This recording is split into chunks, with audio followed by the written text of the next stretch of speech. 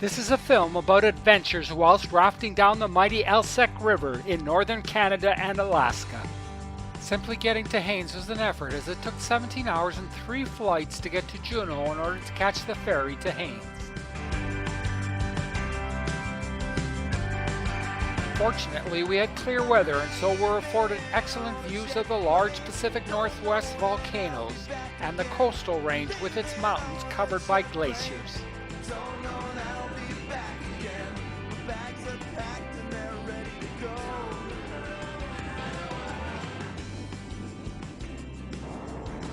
Coming into land at Juneau, we flew over cruise ships which congregate in its downtown port while supplying the inside passage.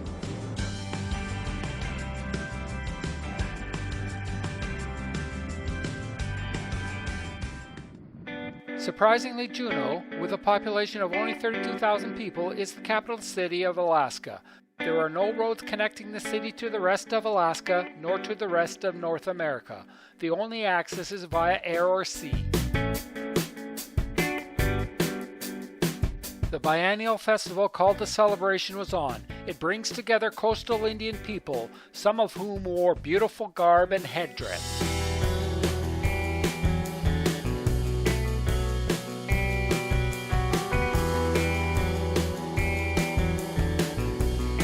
During the cruise ship season, up to 5 large cruise ships dock at Juneau each day. They stay for about 10 hours and disgorge some 6,000 passengers into the area. There is a large industry to service the requirements of these passengers, including seaplane flights, helicopter flights, sightseeing boats, and an aerial tramway that takes tours 600 meters up Mount Roberts right from the cruise ship dock. Wings Airways offers cruise ship passengers a 40-minute flight-seeing adventure over 5 glaciers that flow out of the massive Juneau ice field. Conveniently, the seaplanes pick up and drop off passengers right at the cruise ship docks while the cruise ships are in port. Hence, the seaplanes are regularly coming and going. The seaplanes are de Havilland Otters that were built in the 1950s and 60s in Toronto, and in the early 2000s they were upgraded from 600 horsepower radial engines to more powerful 900 horsepower turbine engines. It was fascinating to watch the seaplanes take off and land amongst the giant cruise ships at anchor.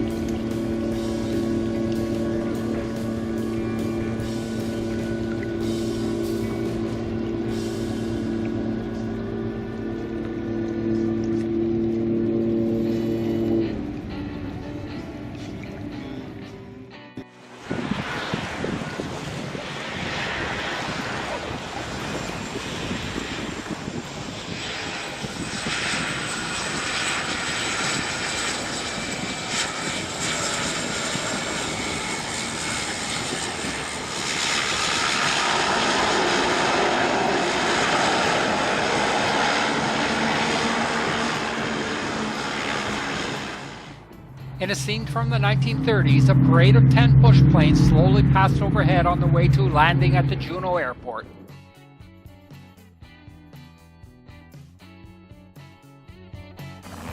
There are several helicopter companies that offer cruise ship passengers flights over the Juneau icefield, including landing on the glacier and a dog sled experience with mushers from the Iditarod race. These helicopters are coming and going all day long when the cruise ships are in Juneau.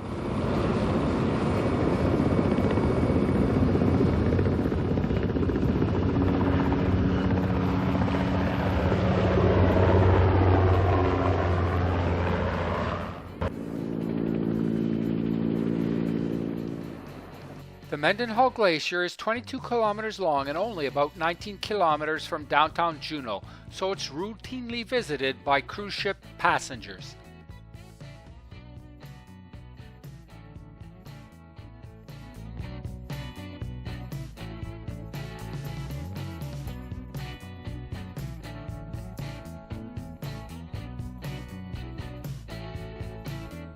The beautiful Steller's jay is the provincial bird of British Columbia. Nugget Falls is formed by the Nugget Creek that comes off the Nugget Glacier. It's an impressive waterfall that drops a total of 115 meters onto a sandbar in Mendenhall Lake.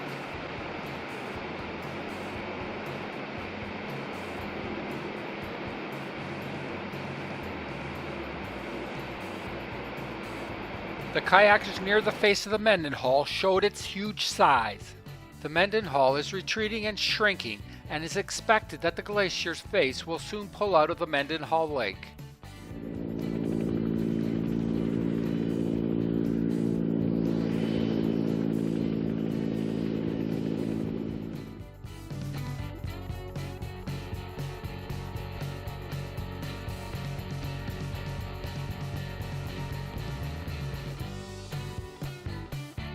With the coming of evening, the cruise ships recovered their passengers and prepared to leave to continue their voyage up the Inside Passage to Skagway.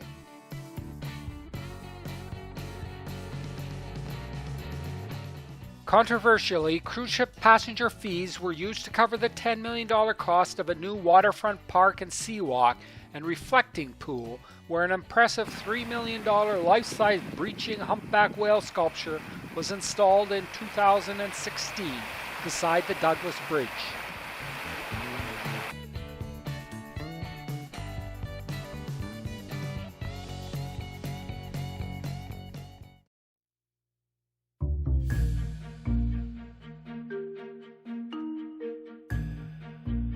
The well-lit cruise ships departing in the darkness looked particularly beautiful as they sailed out on the Gastineau Channel.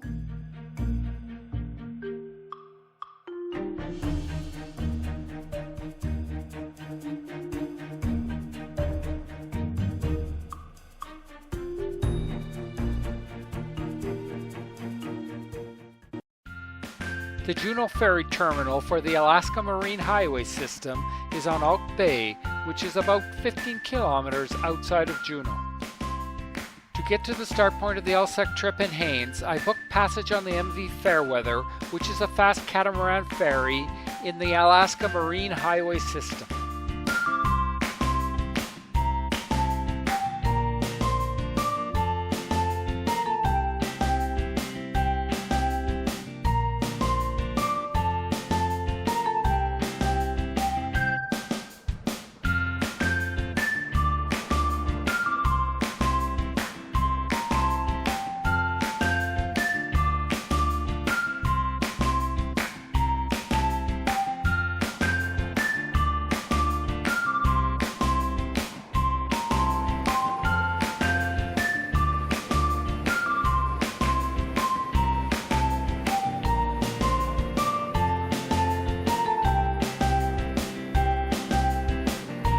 After exiting Oak Bay, the MV Fairweather came up to a speed of some 30 knots, so the 127 kilometer trip only took 2.25 hours.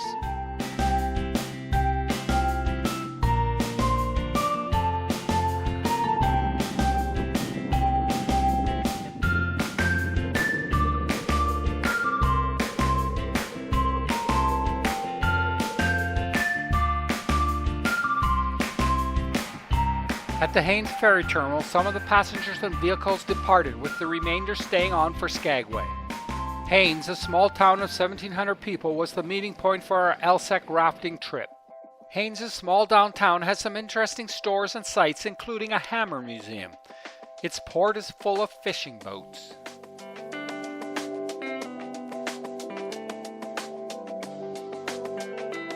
Fort Seward, adjacent to Haines, was named in honor of William H. Seward, the United States Secretary of State who arranged the purchase of Alaska from Russia in 1867 for the price of $7.2 million.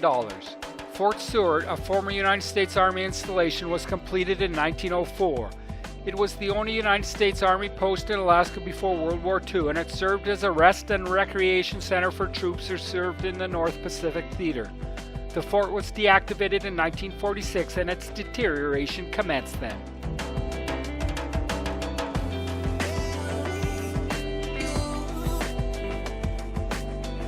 The Helsingland Hotel is in the former Fort Seward commanding officer's quarters, so my room contained many old period pieces.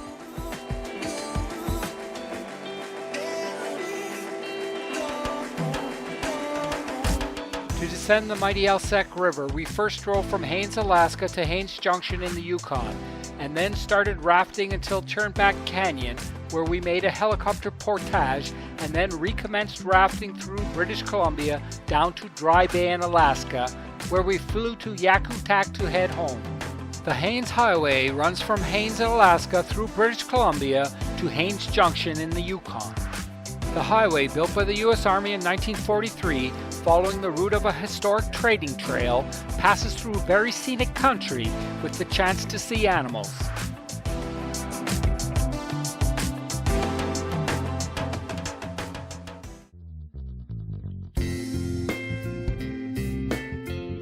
After 4 hours on the highway, we arrived at Haines Junction in the Yukon, where our rafting trip down the Alsek River would begin. The Daku Cultural Center in Haines Junction celebrates the language, culture, and traditions of the Champlain and Aishihik Indian peoples. The most impressive features of this new center are the huge windows with their beautiful views of the St. Elias Mountains.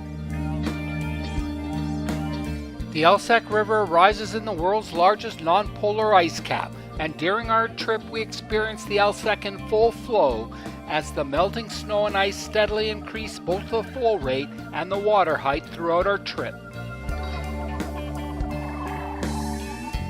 For this rafting trip down the Alsek River, we had 6 participants, 3 guides, and 3 rafts. Hence, we were only 2 participants per raft. As the road to the normal put-in point at Serpentine Creek was washed out, we put in at Haines Junction on the Des River. Unfortunately, by starting at Haines Junction on the Des River, we experienced a lack of current and winds blowing upriver from the ice fields downstream. We saw many trumpeter swans on the Des River. The headwinds were so strong that we made slow progress and were forced to stop and set up camp at a marginal campsite in a copse of trees on a swampy riverbank.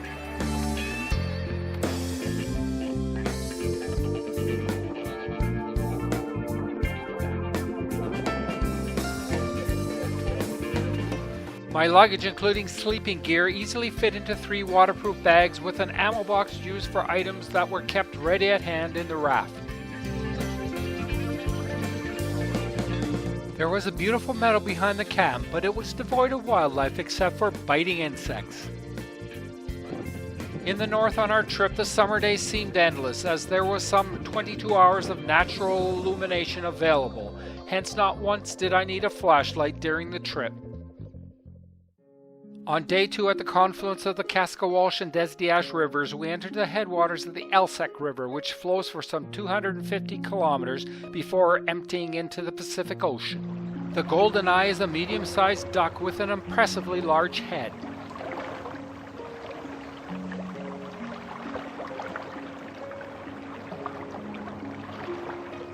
The trumpeter swan is the heaviest living bird native to North America. It is also the largest extant species of waterfowl, with a wingspan that may exceed 3 meters. While scanning for wildlife, we could see a flock of wild sheep high up on a mountainside. There are some restrictions that keep travel on the Alsek River a largely unspoiled wilderness experience. These restrictions include requiring the use of fire pans for campfires, packing out of all garbage and human waste, and a prohibition on the use of motors on the Des Diaz and Alsek rivers within Kluane National Park. The current in the Alsek River is such that in general it is not possible to easily move upstream, except with the assistance of eddy currents. Hence, boatmen require skill to stop at the desired landing point.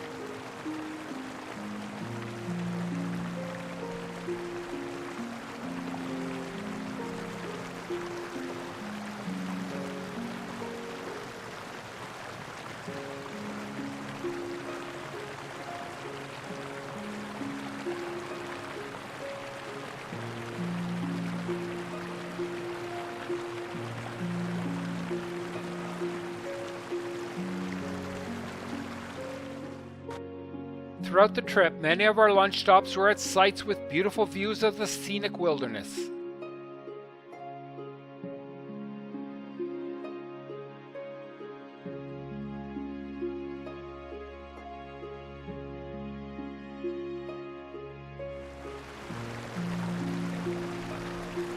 It was always exciting to see what would be around the next river bend. Perhaps there'd be wildlife on the shore or a beautiful landscape.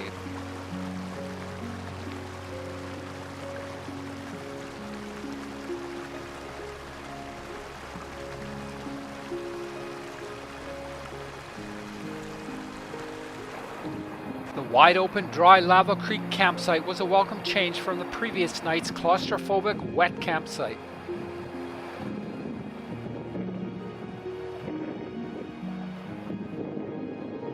The white granite erratics stood out prominently high up on the sand-colored volcanic ash bed. These erratics were transported from the surrounding mountains by glaciers.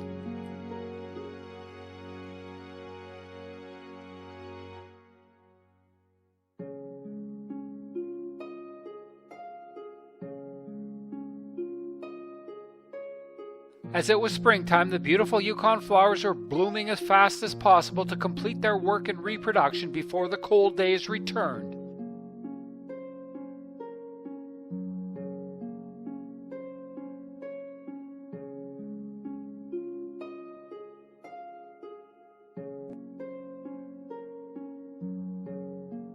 At most campsites, the lough was set up with a nice view, which could be enjoyed, rain, winds, and mosquitoes permitting.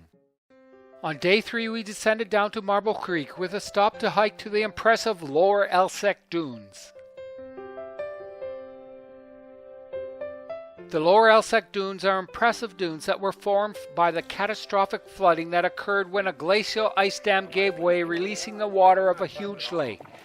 Giant ripples from this flooding can also be seen along the Alsek River Valley.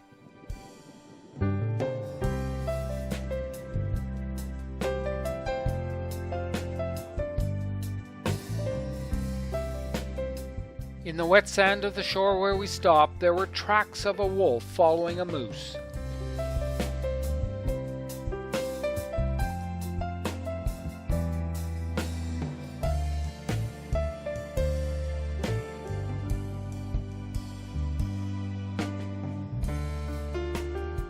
From a distance, the dunes were a light beige, but upon closer inspection of the sand, we could see flecks of colors as could be seen in the river stones.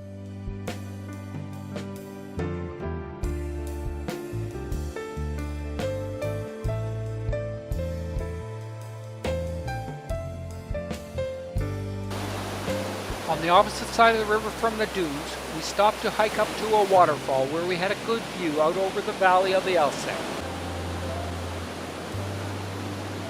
Passing by the huge cut banks, we could see the impressive depth of the gravel beds.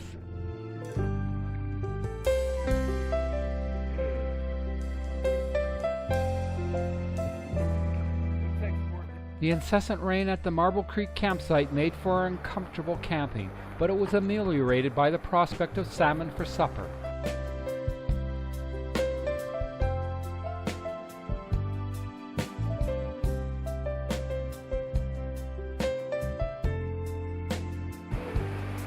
There was time before supper to walk to the large open area at the rear of the campsite. During that walk I encountered bear and moose tracks and moose droppings, so there was the hope that I'd get to see some wildlife. However, the rain made for poor viewing conditions. Just when it was time to return to the camp for supper, I espied an unusual brown symmetrical object in the distance. Zooming in for a better look, I was pleasantly surprised to see that it was a moose, staring right at me. After assessing that I wasn't a threat, the moose trotted in my direction, and as it got nearer, the large size of an adult moose became clear, and of concern if it decided to charge me. The moose continued past me and toward our campsite. However, when it heard the noise from our campsite, it turned around and galloped off past me at an impressive speed, despite the broken nature of the ground. This encounter with the moose was the best wildlife experience that I had during the trip. It was nice to have sufficient natural illumination to work throughout the day. In the morning after breakfast, we loaded up, the rafts were pumped up, and we departed the campsite for Lowell Lake and its icebergs.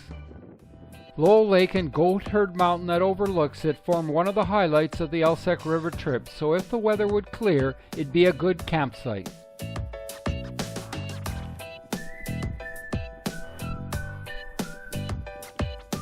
Lying along the shoreline, we saw a magnificent rack of moose antlers, so we quickly pulled into the shore before the current could sweep us past. The antlers were attached to an old mummified moose, and although there were bear tracks in the area, the old moose probably drowned whilst attempting to cross the river. We stopped for lunch at the base of a high cliff which we could scramble up. The wet sand on the riverbank held fresh wolf and bear tracks. There was a rotund Arctic ground squirrel on the beach. They like to live in areas of sandy soil due to easy digging and good drainage compared to areas with permafrost. While scrambling up the cliff, we passed by a very old set of moose antlers which had been gnawed by a porcupine for its calcium and minerals. At the cliff top, we were rewarded with a scenic view.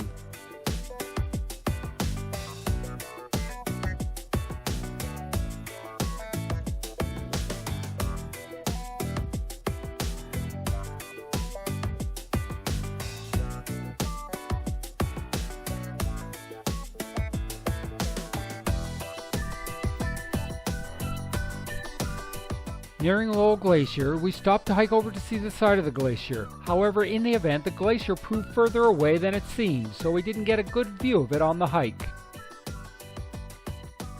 As we were hiking, we saw a moose cow with a calf running off in the distance. It turned out that the cow had two calves, the second of which had got separated from her and was now desperately searching for her.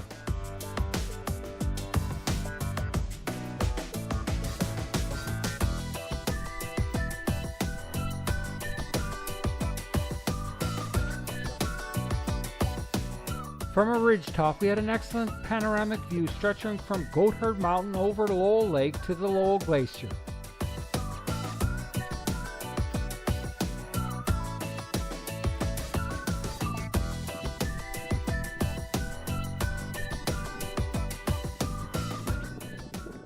After returning to the rafts, our short float down to Lowell Lake was hampered by the 60+ km/h headwind. This wind also caused dust storms on the sandbars in the river.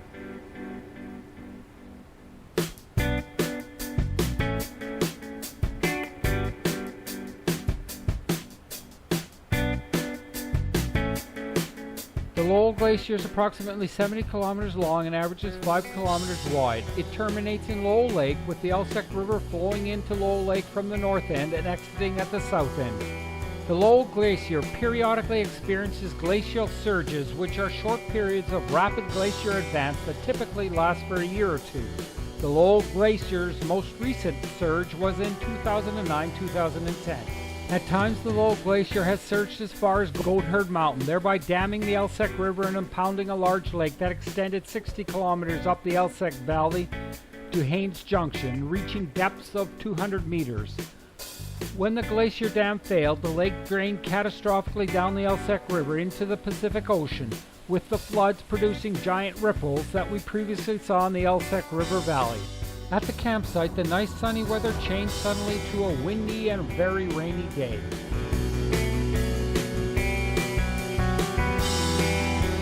Despite the strong gusty winds, there were two large herds of mountain goats grazing on Goatherd Mountain's precipitously steep rocky cliffs. They live on these steep cliffs to quickly escape predators. The high winds were a constant source of annoyance and didn't bode well for our upcoming lake crossing. We got a bit of a break from the high winds, and so we're able to enjoy our cruise on the lake to see the ice. Do you carry iceberg liability?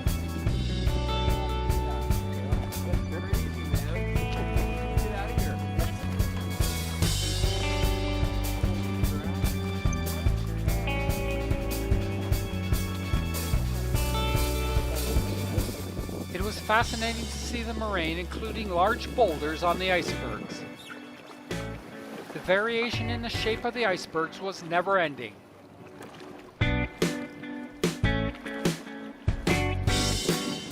Pieces of clear ice were harvested from the lake to replenish the ice in our coolers.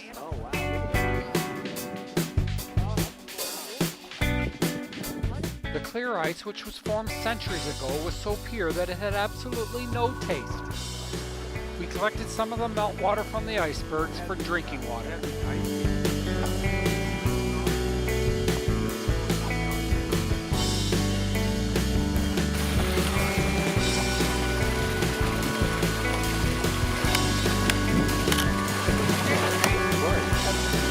Thomas has already tried some of the birds. Huh? He's already tried some of the birds. Oh my gosh, you did? Yeah, you just... Returning to camp, it was time to wash up before the bad weather returned. We encountered several morel mushrooms that were cooked in oil that night for a tasty treat.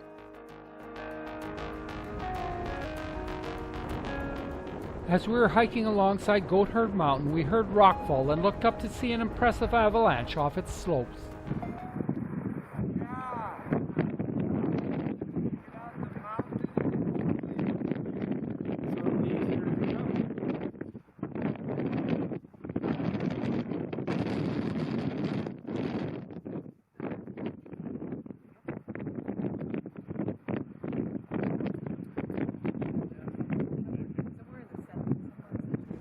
The avalanche spooked a moose, which fled the scene before us.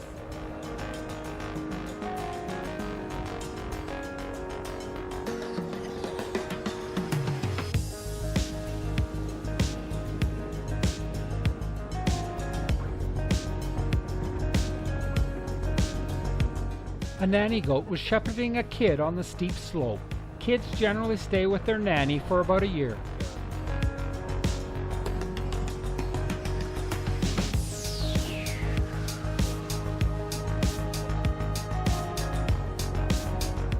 At the base of Goatherd Mountain, we started our scramble up the beautifully folded and layered rock beds.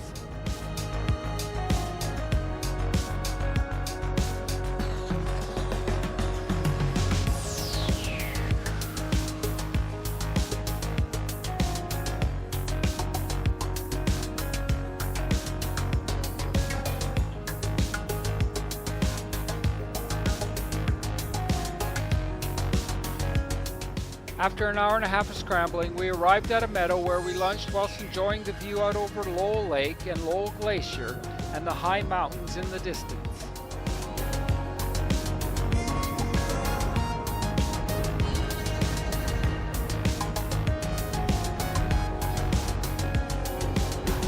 The wind gusts added to the excitement of the descent.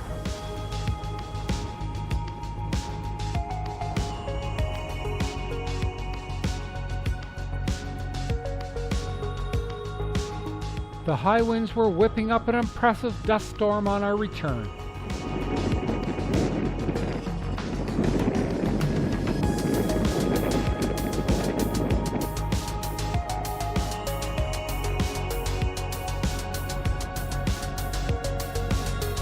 The winds gusted up to over 100 kilometers per hour, making it extremely difficult to erect the tents. Luckily, the expedition-style tents could withstand the high wind gusts, but inside the tent, the loud flapping noise was relentless. This morning it was time to cross Lake Powell and resume our descent of the Alsek River, but the conditions were not favorable. The day started auspiciously with a beautiful rainbow over the Lowell Glacier.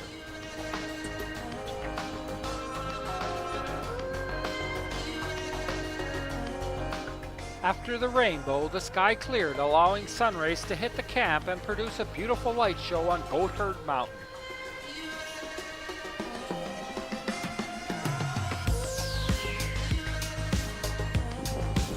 The strong icy winds continued out of the mountains, making for a difficult and challenging crossing of Powell Lake. After 2 hours of hard rowing and paddling, we hove to in an ice field to take a respite from the strong icy winds and to await the other rafts.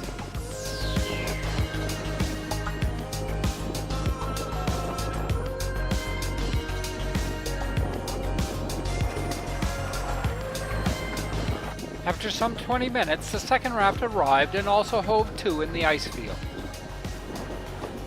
It was no easy crossing of Lake Powell that day.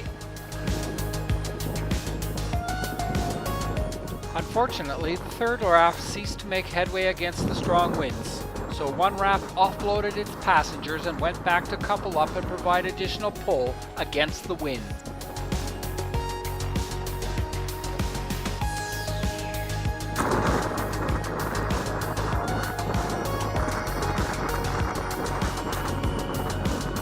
Although we were across the lake, the strong katabatic winds opposing our travel continued.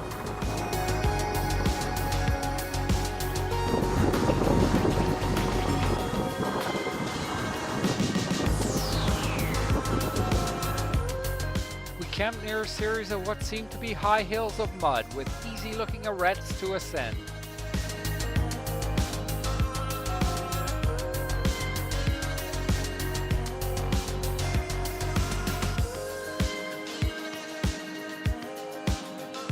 After supper, which included excellent brownies that were baked in a Dutch oven, we set off at 9 p.m. to ascend one of the easy-looking arêtes. The first problem of our ascent that we encountered was how to cross a raging glacial stream.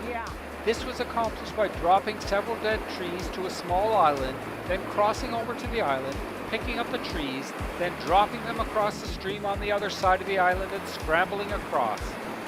The stream crossing was a highlight of our trip.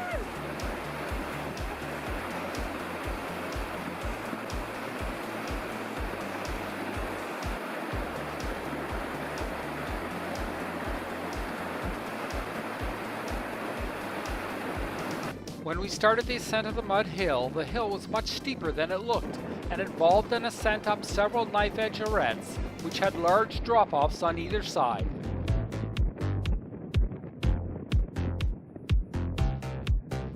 At the summit of the hill, the view over the Alsek River Valley was grand, despite it being 10 p.m. The strong natural light throughout the night was a blessing for those needing to find the loo during the night.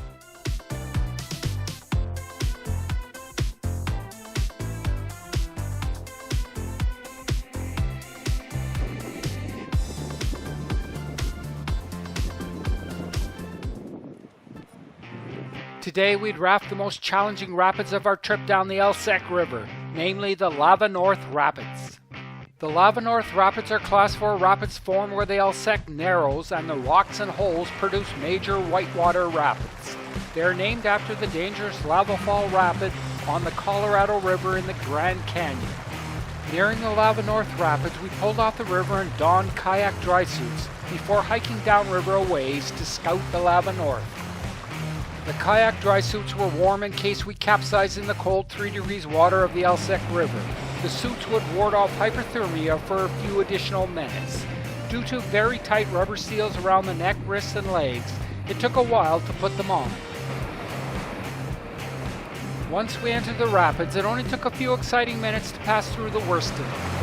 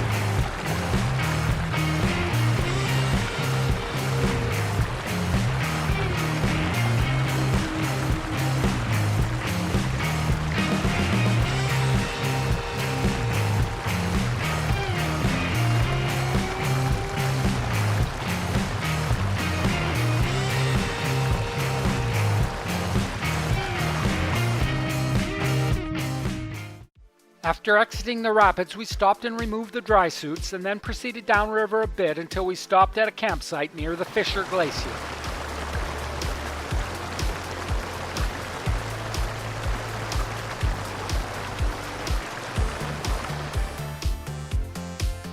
After we set up camp, we hiked up to a ridgetop to get a panoramic view out over the Alsek River and the Big Fisher Glacier.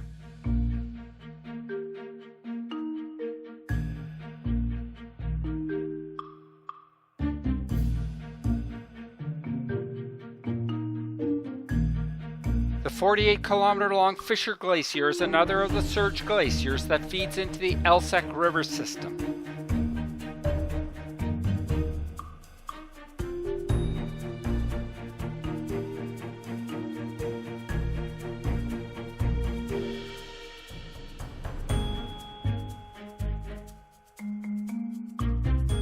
Returning to camp, we had an excellent steak dinner and watched an amazing light display that was happening on the upstream cliffs.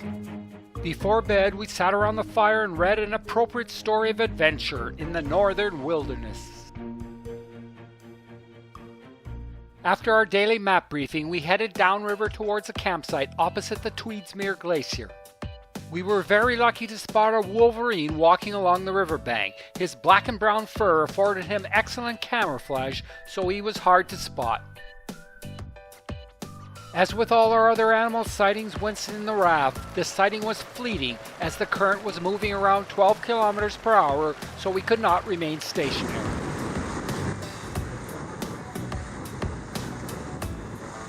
Which wolverine, guys? What's that? Look, it's a wolverine. See it? Oh, yeah.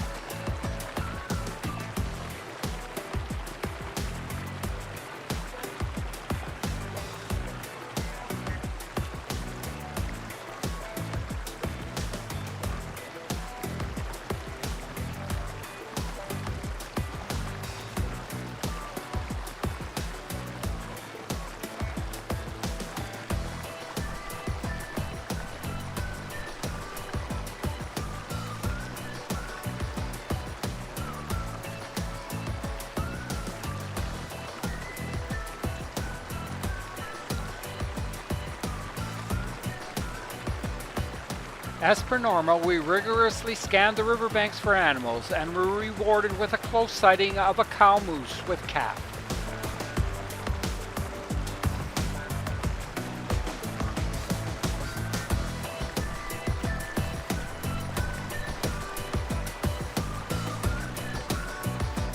Again we headed out and we pulled off the river near a large open area that is commonly called the Serengeti of the North, due to the abundance of wildlife that can be spotted here.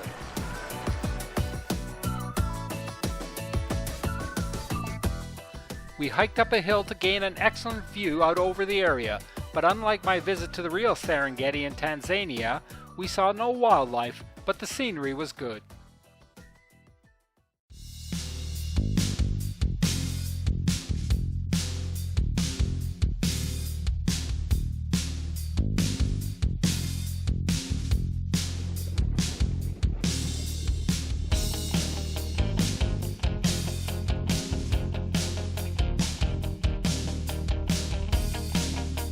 Leaving the Serengeti, we stopped downstream to collect a large load of firewood for our 2 days of camping at the Tweedsmuir Glacier, and then we continued our bumpy descent downstream through the impressive mountain scenery until we arrived at the glacier.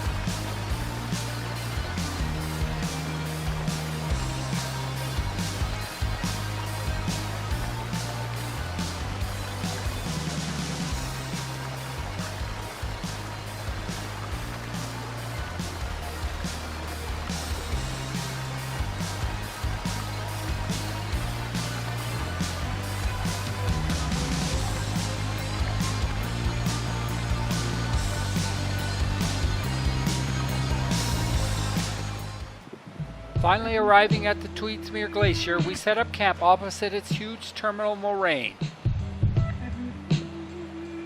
Opposite our camp was a fascinating stream flowing out from under the Tweedsmuir Glacier.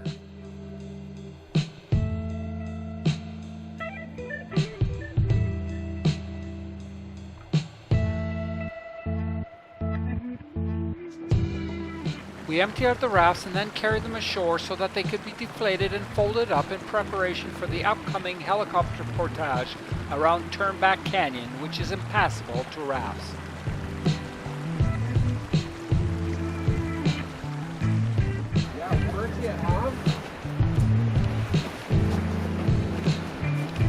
Does this replace the yoga?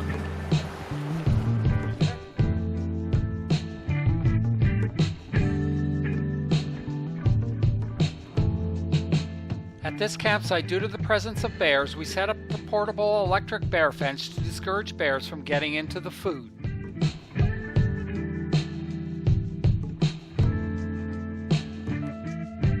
Having set up my tent, I lay down inside for a rest when I heard people yelling to get out. Rapidly exiting the tent, I looked up to see rocks raining down a short distance away. It was impressive to see the force at which the falling rocks hit at the base of the cliff. The rockfall continued for several minutes, after which it was evident that a couple of tents, including mine, would have to be moved to be safely away from the line of rockfall.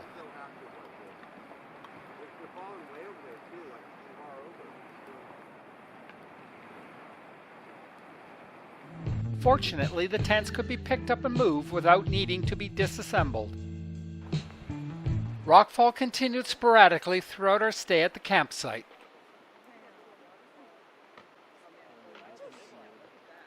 The danger was not only from a direct hit by a falling rock, but also from shrapnel when falling rocks hit other rocks and explode. Oh, here comes a big one.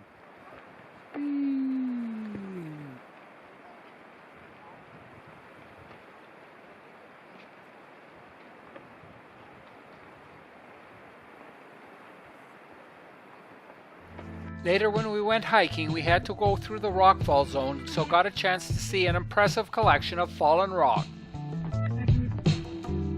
The brief northern summer proffered a profusion of small flowers.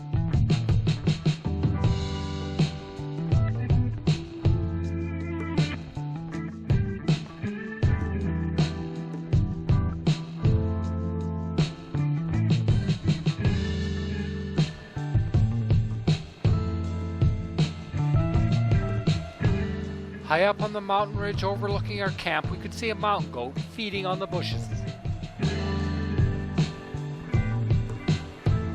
As it was just after 10 p.m., the low-level lighting made for very grainy video.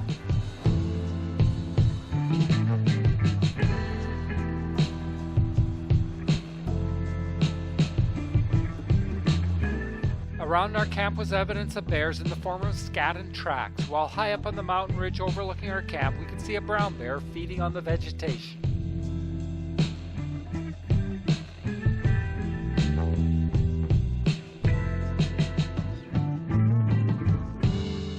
Mount Blackadar was first named after Walter Blackadar, who first ran Turnback Canyon solo in 1971. At the mountain base is a memorial paddle to Blackadar with a now faded Sharpie inscription and signatures.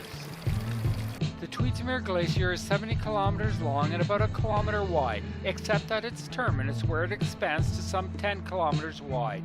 Like the Lowell Glacier, the Tweedsmuir is a glacier that periodically surges across the Alsek River, blocking it.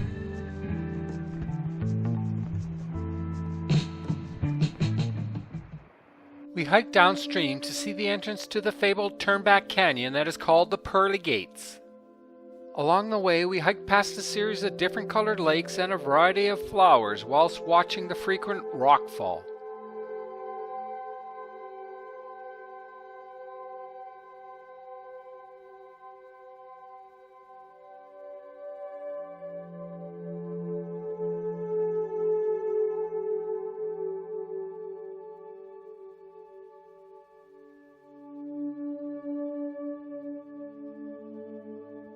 From the ridgetop, we had a good view out over the Tweedsmuir Glacier as it emerges out of the St. Elias Mountains. Turnback Canyon begins upstream at the so-called Pearly Gates. It is the natural pinch point on the Alsek River that forces rafting groups to either portage for 2 days by walking over the Tweedsmuir Glacier or to get a lift over it by a helicopter. The current is so strong in the 15-kilometer gorge that biologists notice that migrating salmons advance no further than the downstream end of the canyon. As the sun sank behind the mountains at 9 p.m., the last rays of sunlight bathed the campsite in a beautiful warm light.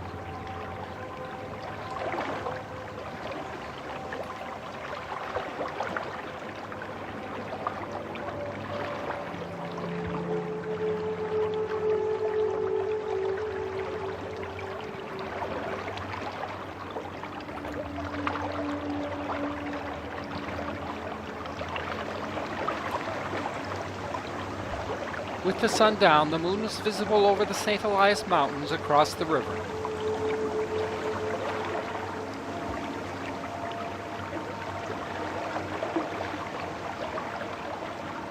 Unfortunately, even late at night, it was too bright to see the northern light displays.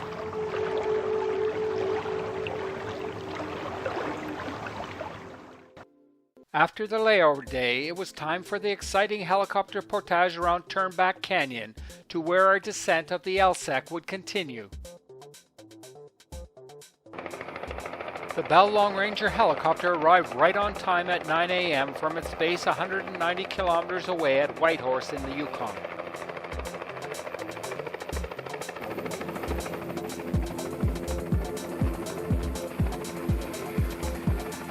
Unfortunately, the dust and grit thrown up by the helicopter whilst landing temporarily disabled both of my cameras. Critically, the helicopter pilot brought a much-needed emergency resupply of toilet paper to see us through the remainder of our trip. After landing, the helicopter pilot had the loads rearranged and then rapidly set about making 5 shuttle flights over Turnback Canyon. The first flight was to ferry a load of people who had received the following 3 slung loads of cargo. The final flight would take the remaining people across the portage. Uh-oh. Is that good?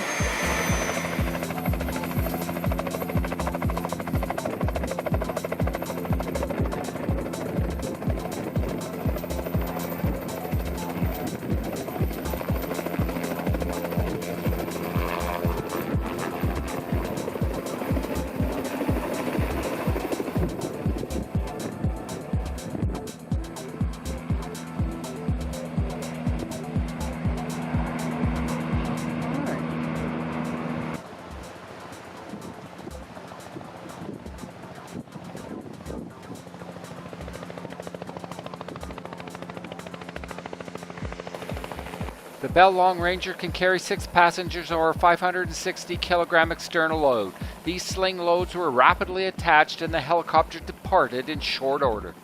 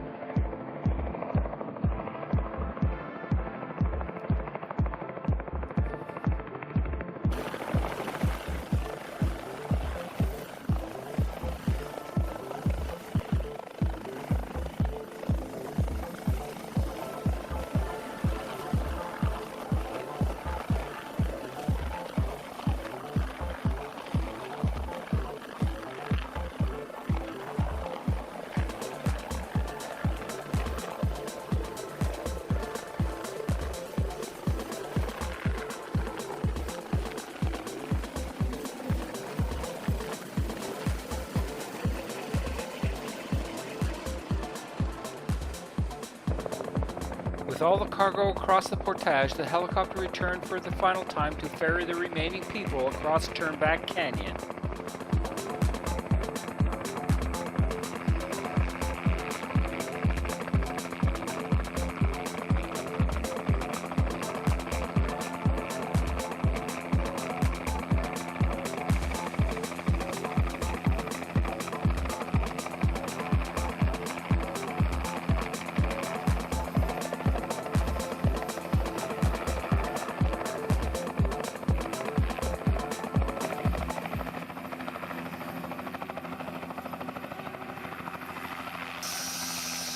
Finally, after the third and final cargo flight, it was time for the fifth and final flight, which would take the remaining passengers on an exciting flight along Turnback Canyon to where we'd rejoin our raft and gear.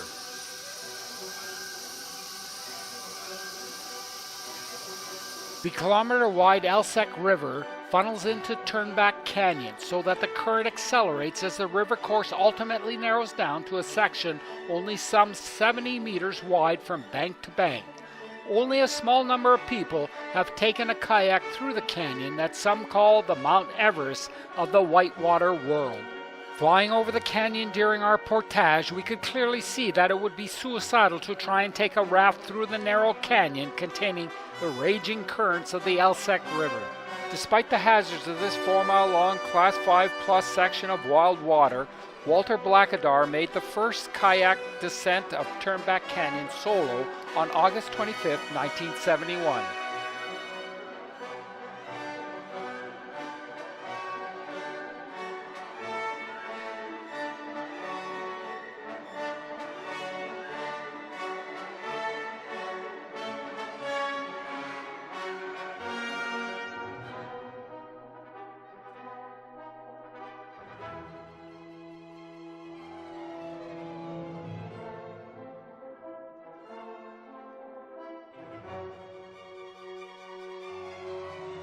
At the end of the helicopter portage, we landed just past the vast terminal moraine of the Tweedsmuir Glacier on the banks of the Alsek River, and the helicopter departed directly to make its return to its base in Whitehorse.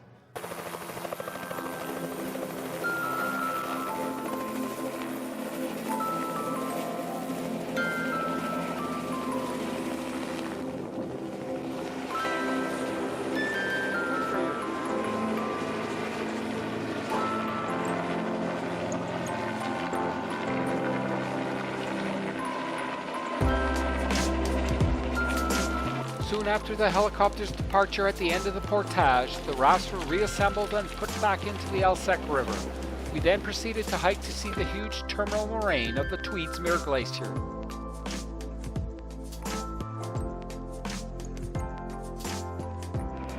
It was impressive to see the meltwater boiling up into the Alsek River from under the terminal moraine.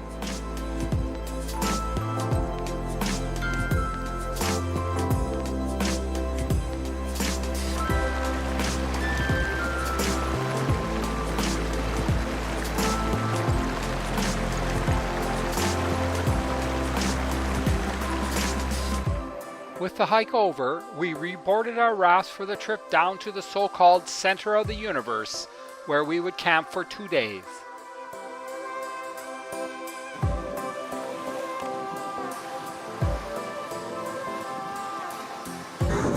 Yes? Oh, yeah, yeah.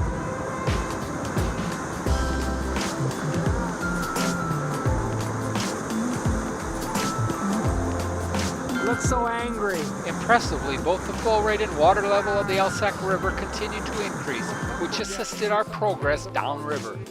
At the bottom of a high cliff, we espied a brown bear plodding along in its search for food. Exiting the silty waters of the Alsek River, we entered a clear stream to have a quick, refreshing swim in its chilly waters.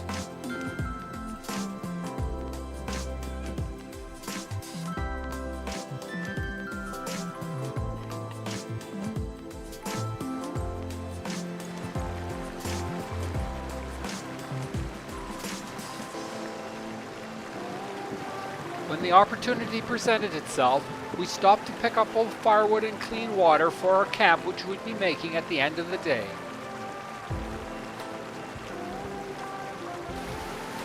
The runoff from the snow and ice field provided us with silt-free water compared to the brown silted water of the Alsek River.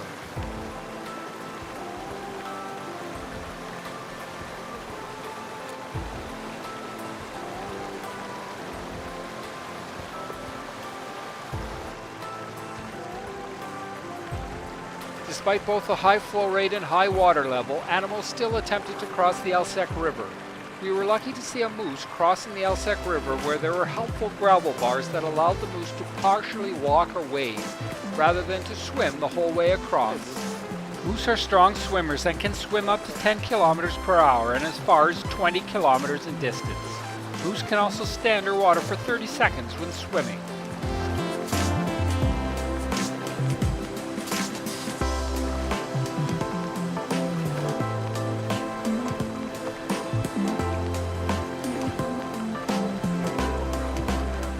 Interesting to know the success rate of animals trying to cross the Alsek River when it's experiencing a high flow rate. The old mummified moose that we had earlier seen along the banks of the river may have drowned when attempting to cross.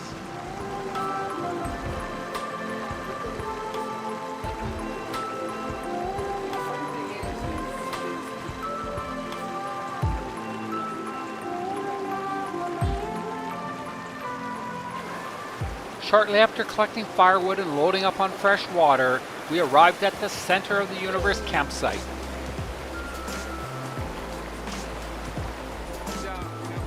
The Center of the Universe is the area at the confluence of the Alsek River and its main tributary, the Tachinchini River in British Columbia. Apart from being at the meeting place of two large rivers, numerous fault lines converge here, making it geologically active. The area is also surrounded by towering peaks and hanging glaciers that flow into the Alsek River. All in all, it is one of the most beautiful places that I have visited.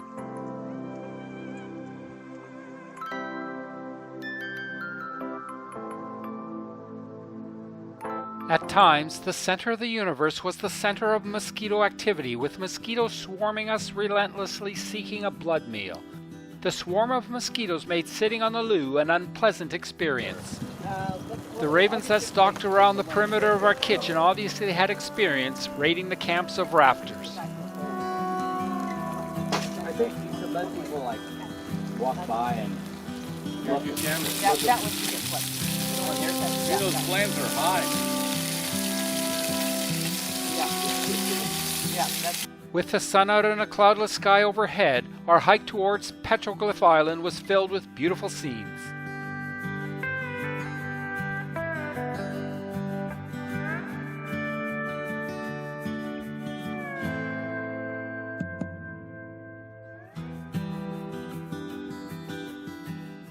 The swarms of mosquitoes made eating supper a challenge, but they didn't stop us from reading a bedtime wilderness story around the fire.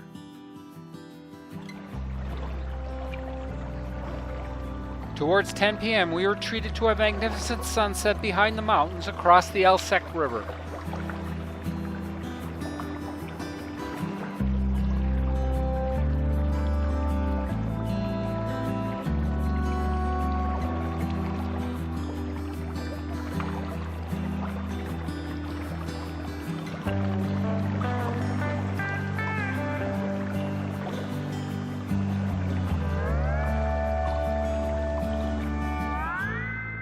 After a hearty breakfast at the center of the universe, it was time to pack up for another day of rafting.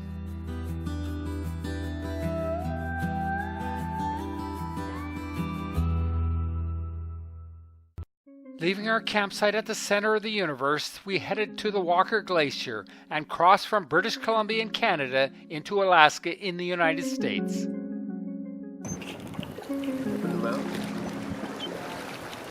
The first half of the day's trip was dominated by ever-changing views of the Netland Glacier, which descends from the Fairweather range.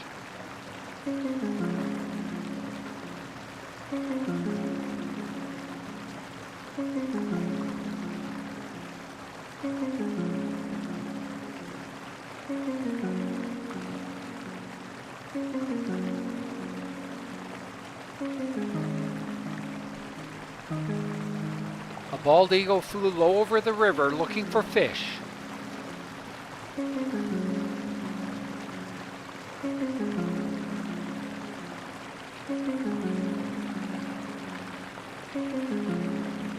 After passing the Netland Glacier, we crossed the border from Canada into the United States. Surprisingly, the border between the United States and Canada was marked by a cut line. Up until the 1980s, the Walker Glacier terminated meters from the Alsek River. However, since then, the glacier has receded and a lake has formed that now separates the glacier from the river. Nearing the Walker Glacier, we stopped to pick up some firewood and wrangle some floating glacier ice for our campsite that had a view of the Walker Glacier. After setting up camp, we rode across the lake to the face of the Walker Glacier, where we landed on the ice at the terminus to walk about and explore the glacier's surface.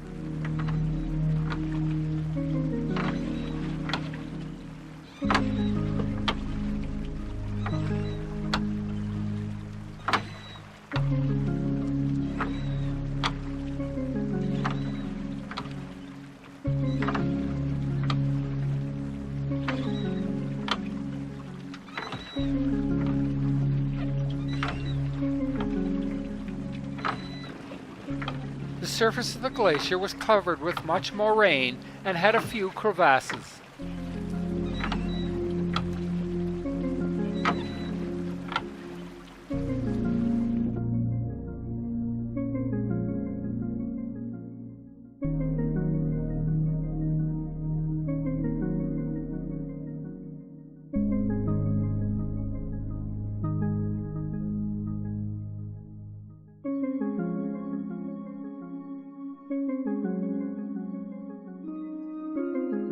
Climbing up the rock that was formerly covered by ice, we had a good view of the glacier's face.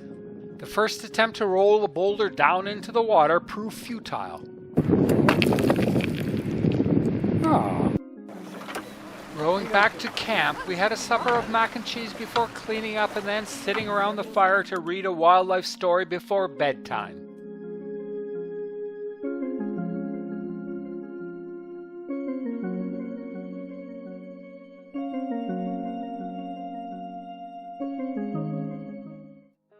Today we left our campsite at the Walker Glacier and headed downstream to Alsek Lake. Per normal, we had a yoga session to limber up before we boarded our rafts. We crossed over the Alsek River and scrambled up to a viewpoint to get a better view of the Walker Glacier. The scramble was very challenging due to the dense vegetation, including much devil's club with its needle-like spines, which made for hellacious going. Finally arriving at the viewpoint, we got a good view of the Walker Glacier, but had to scramble back down whilst trying to avoid the Devil's Club.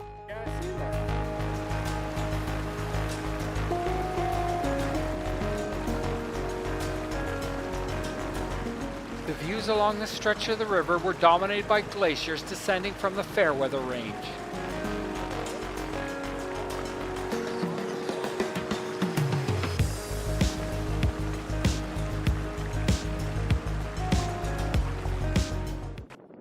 Finally, we arrived at Alsek Lake, where we'd spend 2 days hiking and rafting out to see the icebergs.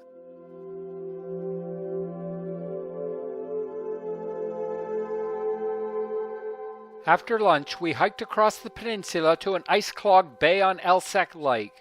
Along the way, we saw some beautiful examples of Indian paintbrush.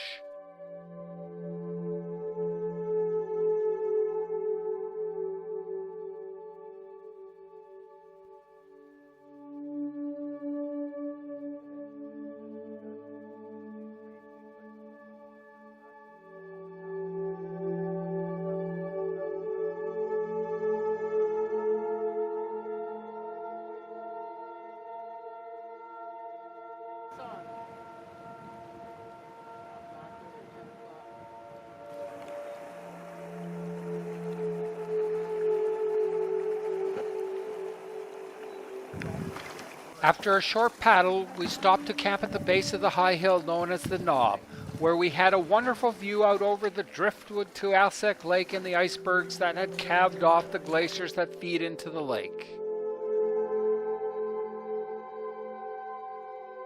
The huge quantity of driftwood along the shore meant that it was possible to find a suitable log and fulcrum to make an expedient teeter-totter.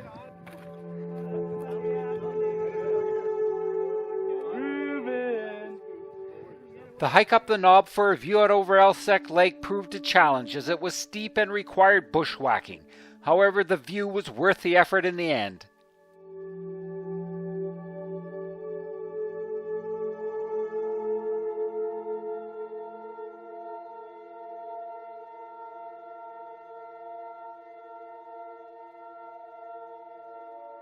In 1994, the terminus of the Alsek Glacier was connected with the terminus of the Grand Plateau Glacier. However, since then, the terminus of the Alsek has retreated by some 4 kilometers, while the Grand Plateau terminus has retreated by some 8 kilometers, thus separating the two.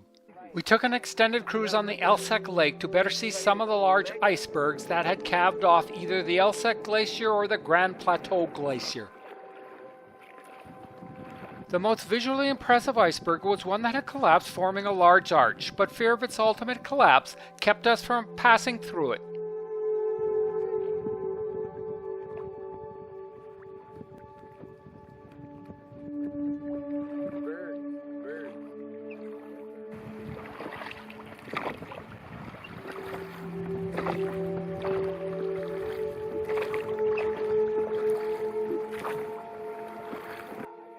Some of the icebergs were transporting large granite erratics from rockfall high up the mountain valleys. Under the strong sun, water was pouring off the icebergs as they melted. This continuous melting further increased their instability.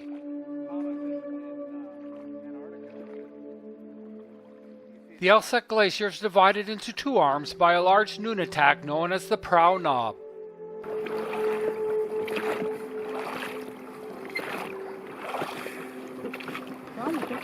Some of the icebergs were black as they were covered in moraine, while others were impressively white. Nearing our campsite, we passed by an old jumbled up iceberg that was readying to further collapse.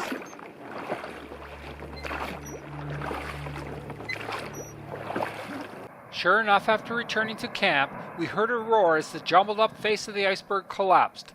While we couldn't directly see the face that collapsed, we could see the huge blocks of ice that collapsed into the lake, moving out from the area of collapse and rising up and rolling over as they resurfaced.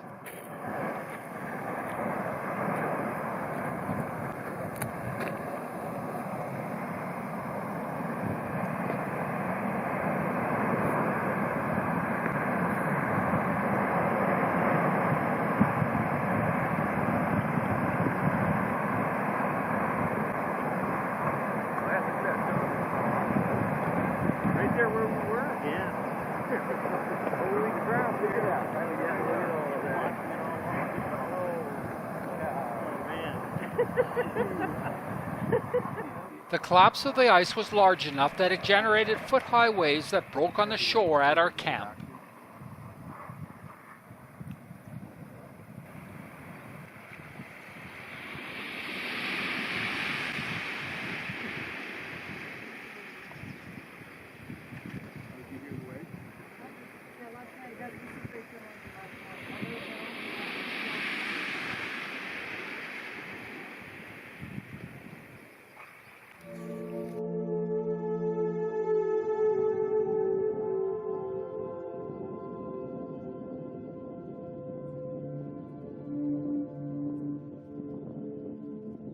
There was no shortage of rain on this trip, and when it did, we were forced to erect a tarp over the kitchen area. The rain and accompanying clouds obscured our view of the huge Mount Fairweather, which dominates the surrounding mountains. Finally, the skies cleared to briefly reveal the mountains, including Mount Fairweather.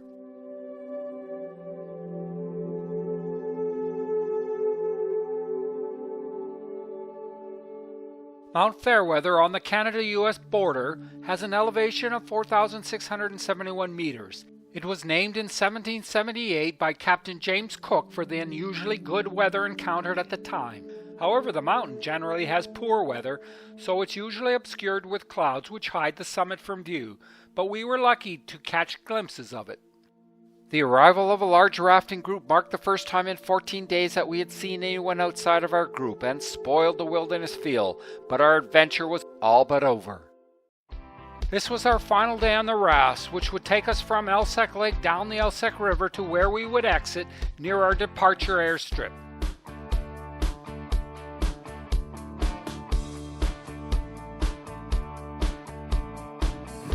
first part of the rafting was across a dead calm Alsek Lake until we and some bergy bits entered the rapidly flowing Alsek River.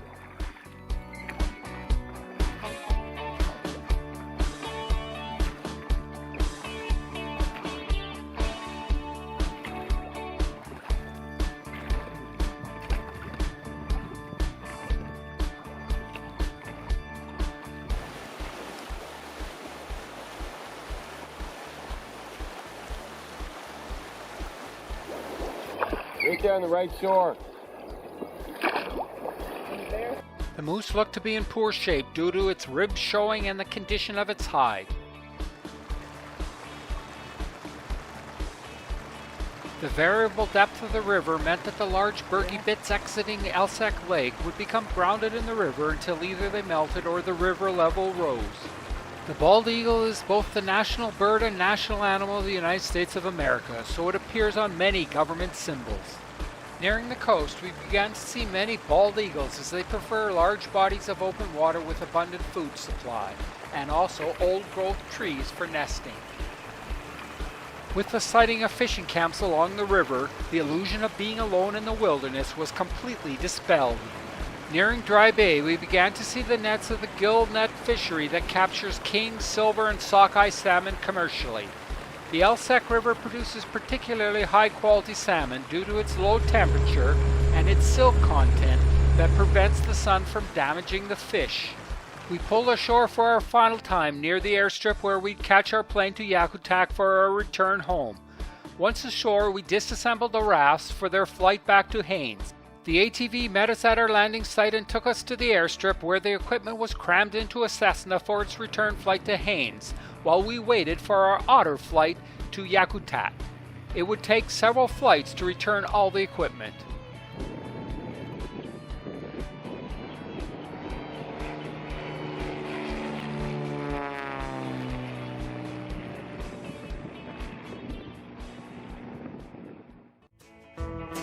The Otter, built by de Havilland in 1966, arrived right on time, and without any delay we were airborne for our flight along the coast to Yakutat.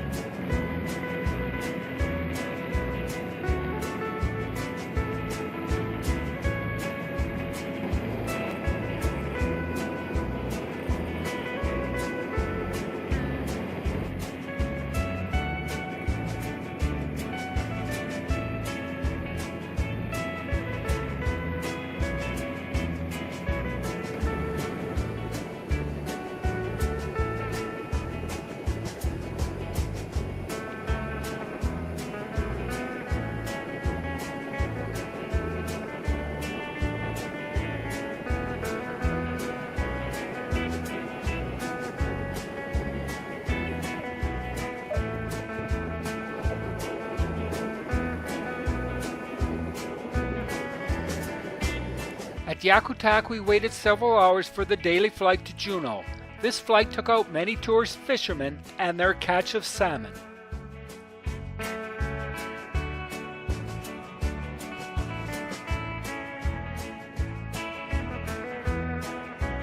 Take me home to the place I belong. From Yakutak, it took me 24 hours and 5 flights to get back home, but along the way I got to see some interesting sights.